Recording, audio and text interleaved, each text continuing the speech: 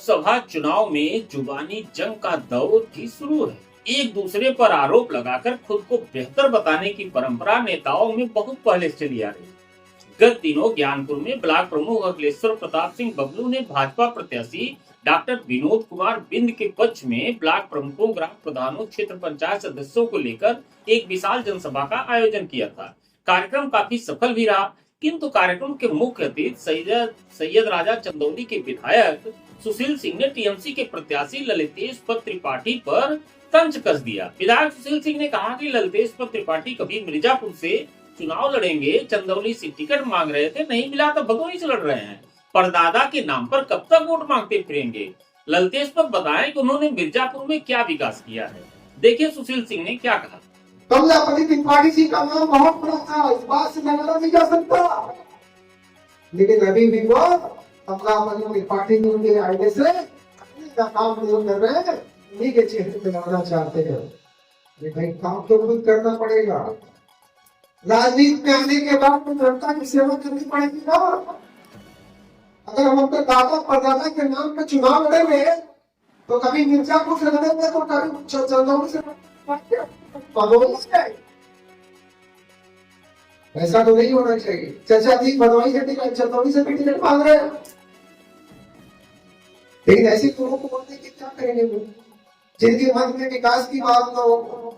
अब बताएं, अगर उन्होंने मिर्जापुर में काम किया होंगे, वो विधायक भी गए, बताएं उन्होंने क्या विकास किया है, बताएं कि उनके पिताजी ने क्या विकास किया है। दादा का नहीं, हमारे दादा क्या विकास किया है, तो दादा के विकास की चर्चा करने की जरूरत और जमाना खत्म हो गया। अगर आपको प्रतिनिधि बनना है, आपको जनता की सेवा करनी है, जनता जरूर आपको बताएगी। ललितेश त्रिपाठी भी कहां चुप रहते। उन्होंने कहा कि विधायक सुशील सिंह भी पंडित कमलापत त्रिपाठी के नाम पर वोट मांगते रहे। अपने भाषणों में कहते थे कि पंडित कमलापत त्रिपाठी के अधूरे कार्यों को पूरा करेंगे। वे लगातार सैयद राजा से विधायक रहे हैं, वे बताएं कि कौन सा कार्य अपने विधानसभा में किए हैं। ललितेश त्रिपाठी ने बताया कि विपक्ष का विधायक होते हुए भी अपने विधानसभा में फैक्ट्री लगाने का काम किया, कई सड़कें बनवाई। विपक्ष में रहते हुए भी जितने कार्य मड़िहान विधानसभा में हुए हैं, उतना विधायक सुशील सिंह ने सत्ता में रहते हुए भी नहीं किया। विधायक जी हमसे सीनियर हैं और क्षेत्र की जनता का लगातार वो आशीर्वाद प्राप्त करते हैं, और वो भी स्वर्गीय पंडित कमलापति त्रिपाठी जी का नाम लेके सभा को संबोधित करते हैं, और वो भी कहते हैं कि पंडित कमलापति त्रिपाठी जी के अधूरे कार्य को वो पूरा करेंगे।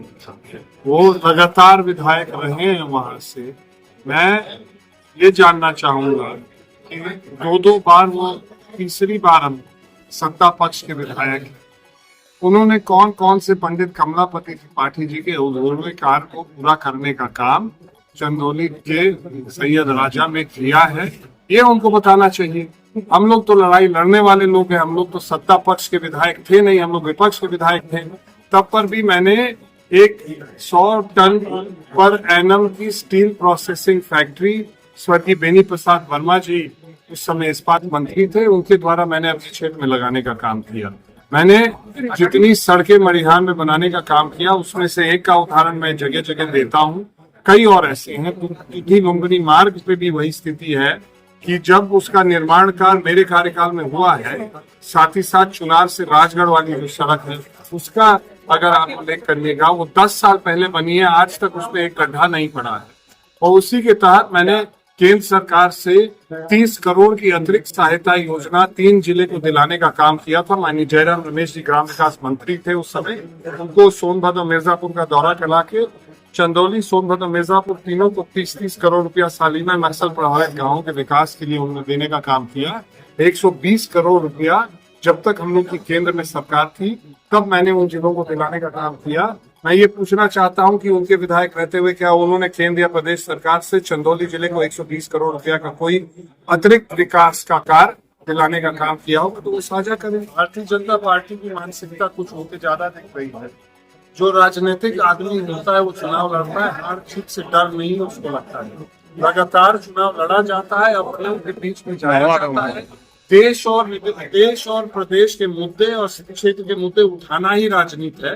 मैं उनसे भी ये पूछना चाहता हूँ कि वो उनका पैतृक निवास कहाँ है, वो रहते कहाँ पे हैं और चुनाव कहाँ से लड़ते हैं। अगर वो भी इसकी स्पष्टीकरण दे देते कि उन्होंने कब सेठी से चुनाव लड़ता है। मुझे प्रमाण पत्र मिल गया आदरणीय प्रधानमंत्री जी से कि अगर प्रधानमंत्री जी कह सकते हैं कि मैं काशी वाला हूँ, भदोही मेरा घर है, तो वो मुझ पे भी लागू होता है।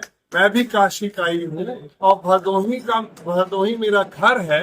और सिर्फ घर नहीं है, हमने इस घर को 4 पीढ़ियों से हम लोग ने इस घर परिवार को जोड़ के रखा है अपने साथ। इनकी लड़ाई लड़ने का काम किया, इनको आगे बढ़ाने का काम किया है। हाँ, मैं अपने परदादा स्वर्गीय पंडित कमलापति त्रिपाठी जी ने जो विकास कार्य किए हैं, मैं गर्व के साथ बोल सकता हूँ कि ऐसा विकास पूर्वांचल के 5-6 जिलों में कम ही लोग ने किया होगा जिस तरह का विकास उन्होंने किया। पहाड़ी और भीतरी का मुद्दा का फैसला लेना है तो इस पे भी चर्चा होनी चाहिए कि गुजरात से आदमी आके बनारस लड़ रहा है, कहीं वक्त वो नहीं आ गया है कि बनारस की जनता उसको भी ये सवाल पूछ ले और उससे भी ये जवाब दे दे। पहाड़ी और भीतरी ये ग्राम पंचायत का चुनाव नहीं है। ग्राम पंचायत के चुनाव में सिर्फ उस ग्राम पंचायत का निवासी लड़ सकता है। ये आपका विधानसभा का चुनाव होता है तो आप उसी प्रदेश के वोटर होंगे तब आप लड़ सकते हैं। लोकसभा का चुनाव संविधान के द्वारा हम दिए गए अधिकार के तहत देश के किसी कोने से कोई भी व्यक्ति लोकसभा का चुनाव लड़ सकता है। ये संविधान एक अधिकार है। क्या भाजपा उस अधिकार को समाप्त करना चाहती है?